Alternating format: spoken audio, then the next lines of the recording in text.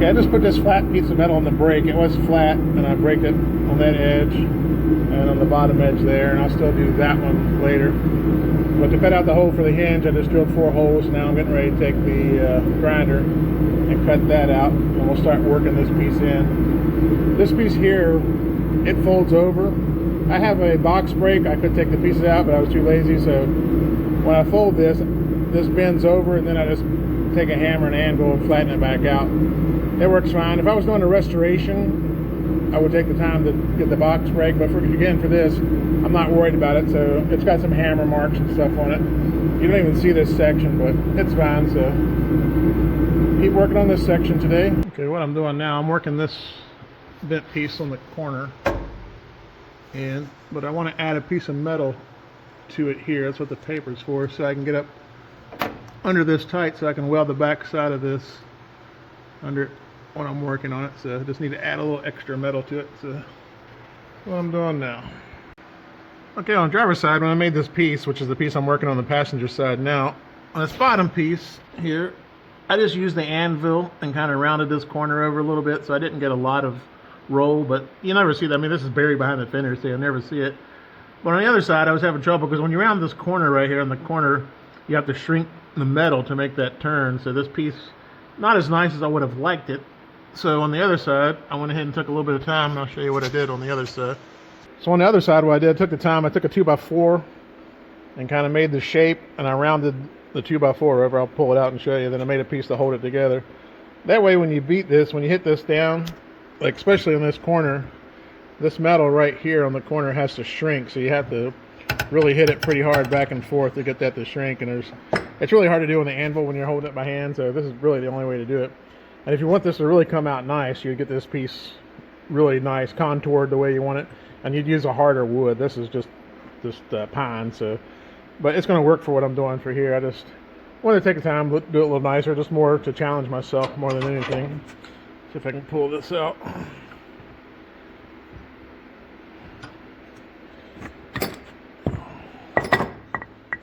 Yeah, see, that's much nicer than the other side. So it kind of has a nice round shape. I'll trim it up. So anyway, let's go see if it fits, but that's the way you should do it. So we'll see. Here you can kind of see the difference. The bottom one is the one I was working on the anvil.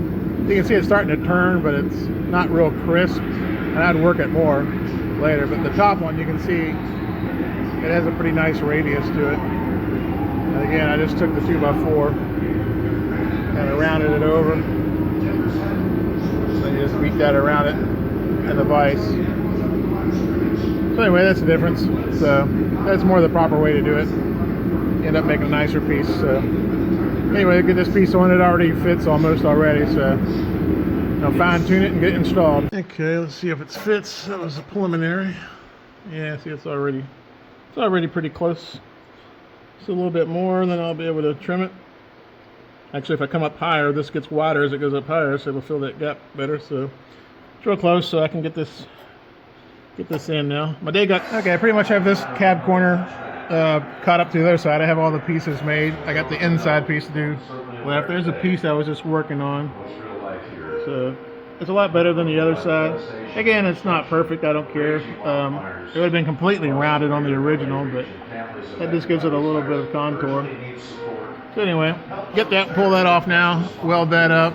At the top, I found there's more rust that goes up through here. So I'm going to cut this piece off here, then make another patch piece to get this corner. So I still have to do that, but anyway, pretty much got this done. Go around real quick. There's that piece, which you've seen before. So finishes up this cab corner, and like I say, this is the piece I have to do next, this inside piece. So, and then the little floor piece. So that's what we're going to work on next. Okay, for the cab corners, I got all the pieces made. That's my inside piece that I got. Comes around, and that. I got that. So all I gotta do is the final trim and fitment, and everything will be ready to weld in. Okay, today we're back on the floor pans. Yesterday I went and bought some seats for here. I got it looks like a bench seat, but it has a jump seat in the middle. It's basically 2 buckets, but it looks like a bench seat. Those were in Marketplace about 30 miles away from me, so I got those yesterday, so those will be on the future episode. So I do have a new seat. But earlier in one of the videos, you saw that I got a bead roller, Eastwood. I'll go over that.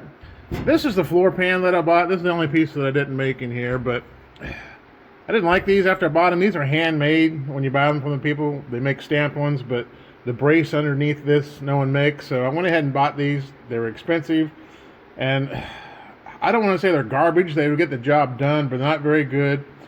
So these original beads on here aren't very deep at all on these particular pans. So since I had the bead roller, you can see I kind of struggled with it, but I started making these deeper just to play around with, and then I ran one bead. I thought I would run it across here, but I forgot that brace was under there, so I had to hammer that back out. So basically, I decided to scrap this, even though I've invested money into it.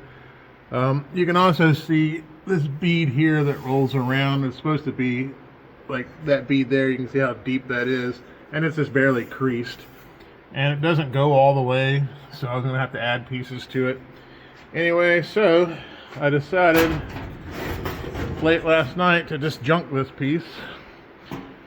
And the way I decided to approach this, I have some rot there in that piece. So now that I have a bead roller, I went ahead and made this piece here to replace that. It's pretty deep groove. It's not perfect, but that'll fit in there. I've got the shape right, so that'll replace that piece. I've got a bolt to remove there. And the rust comes up a little bit over this in this corner. There's a few holes through there, so I decided to go deeper. So I've got this piece made, but I was bitten the brake. So that one will kind of go there. I've got to fold this edge over here. That'll go there. And so that takes up the 2 corners to get those nice and solid. And then I went ahead and cut a new floor pan over here. And that'll go in there. And I'll be able to tie these two. So I'll tack these 2 in. Then I'll get this cut to fit. Then I'll tack this in. Then I'll remove the whole thing. And I can weld all of this on the bench to make it nice and strong. But now this will be much better. It'll go all the way up to all the areas that need repaired. It'll be one solid piece. I'll still have to put the bead rolls in it. And the other thing I have to do, the other problem with the other one, where the bolt goes through here for the body mount, you can see in the rear, there's a kind of a deep hole right there, so the bolt is flush with the surface. The way they had it on this old one, I mean, it's not even a 1/4 inch deep, so the bolt would stick up above it. I still have to work on that. What I came up with, I ran this through the bead roller, and just ran a circle, and then I hammered the center section down flat. So I'm thinking about doing that. I'll make it stronger anyway, put a flange on it, but it still needs to be deeper. So I'm not 100% sure I'm going to use this, but that's one of the challenges that I have to work through, is making that better so it's just deep like that one. So anyway, that's what we're going to do today. We're going to try to get this floor pan completely done on this side today. Okay, this is the Eastwood bead roller. It's better. I don't even think Harbor Freight carries these anymore. I used to have the Harbor Freight one. This one's much better than the Harbor Freight one. This bracket here is much thicker. I will say this though, haven't used this some yesterday, and I'll use it today. But if you buy one of these, go ahead and get the motor on it, because it's practically close to being useless without a motor on it, because it's too hard to keep things straight and reach over here and turn this and try to visually watch a piece go in. So it's just not worth it. I've watched some videos on YouTube where people take winch motors, convert them like a cheap way, but you still spend about $200 is what you're going to spend trying to convert it, and you're going to spend a day working on it, and you end up with a big box, a big converter, a foot pedal, and all this other stuff. The Eastwood motor's $399, so basically it's $200 worth of your time if your time's worth it. So I think I'm just going to go ahead and spend the $399 and get the motor, because can't really do a lot with this. The potential, you can do a whole lot more with the motor. I mean, it's just kind of hard to use. And one thing, this was, like I say, $149 free shipping when I bought it. Biggest thing I'm disappointed about it, when I got it, it comes with these dies. It comes with three bead rolls and the one that rolls the edge or the flange. What I don't like about it, these all have set screws that go in them that hold them into place. There's a flat spot on the rod there and there's a set screw. Well, they only give you one set of set screws, so none of these were installed. They had the set screws. None of these have set screws in them. I don't know if they were supposed to, but none of them have set screws. So every time I change a die, I'll also have to back a set screw out of that. So I'm going to end up just buying some, but I don't. That just seems kind of cheap for Eastwood to do that. I don't know. It's kind of aggravating. So I also bought these. I bought these separate. These are rollover flanges, so on the edge of the panel, you get a nice curve on it. I'll use these a lot. This is probably use these more than I will the bead roller. So I gotta say, I think it's 3 different sizes. I think it's quarter, half, and 3/4 rollover on the edge. So I've got those as well. Okay, I got this piece tacked into place, so that'll set that side. And now I'm working on this piece. Fix this area. Trim it down some, but get this piece tacked in. I'll bridge a little gap right there. Then once those two pieces are tacked in, I'll get the floor pan down and tack everything together, pull this whole thing out, weld it on the bench, and then it'll be ready to drop in as one piece. Okay, I got the floor pan mostly done. I got it welded pretty good along the edge, hammered pretty flat. And for the bolt for the mount, I decided I just took 16 gauge and just took a hole saw and I punched a hole, then I put a 1/2 inch ring around it, and then that'll just drop in wherever it goes in the floor pan there for the bolt. That makes it as deep as the ones that are back here, so it will trap water a little bit, but hopefully I don't have a lot of water in here, but that'll keep the bolt head below the surface of everything. I don't have a mat in here to cover it up anyway, so anyway, we're making progress there. Now I'm working on the other side. I'll show you what I'm doing over there. Okay, on this side, I really don't need much. It's just basically a flat piece with a little bit of bend in it, and it just needs to go up a little bit. It's pretty solid there. But on this was the battery tray, or the mount, the cover that covers the battery. This side's really solid. This side is kind of rusted out. It's broke right there. So what I decided to do is make a new piece there. I just took this and ran a bead roller, used the bead roller, went around and kind of put that little hump in it, and it matched it pretty good. And then I took the Dremel to cut off that carefully, and I think this just puts tension on a rod that goes back and forth when it tightens down. So I'll get this in place, so this is solid here, and then I'll get the floor pan in. So let's do this first. Okay, I got the passenger side trimmed in now. It's ready to go. That'll blend down, and it's the driver's side. So now I'm at the point where all of my panels are made for the front cab corners.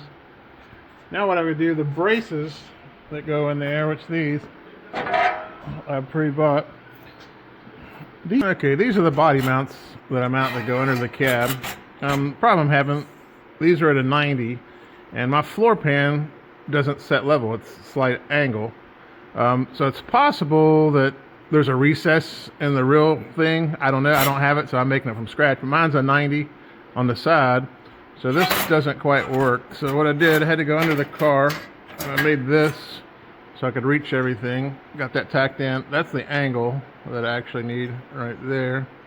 And then I transferred that over to this, and then I transferred that over into a piece of metal here. I got that nice and accurate. That way I can get in here and mark these. So it's not much that I have to change, but I do have to change it. So maybe these are wrong and they're not made accurately, or maybe where they connect it's offset like that and the cab that's not rusted away. So I don't know, I just have to make these fit, so that's what I've got to do to work on these.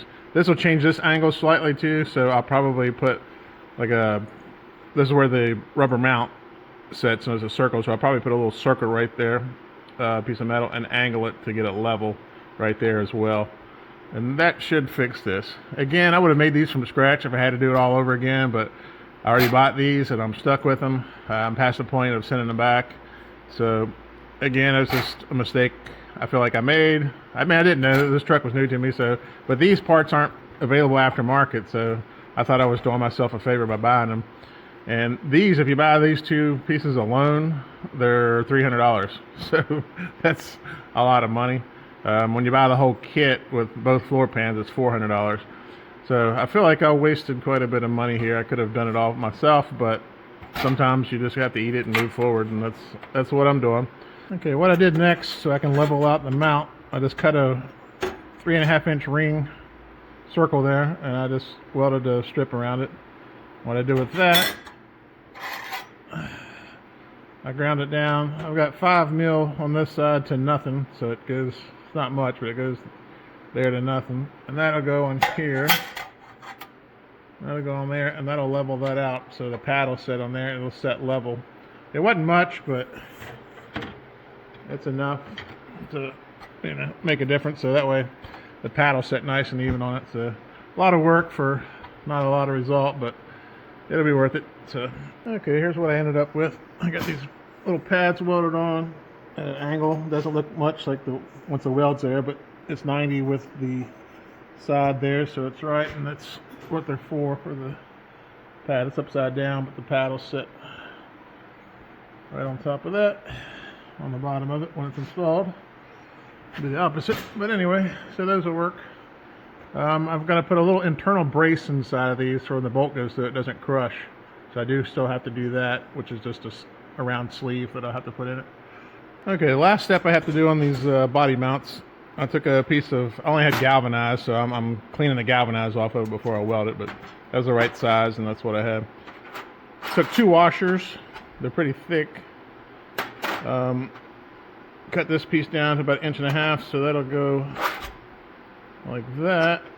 And then what I end up with, I weld this in to that, and then this represents the top floor pan, and then when this piece goes on, it'll get welded in. That way when the bolt passes through, it can't crush it.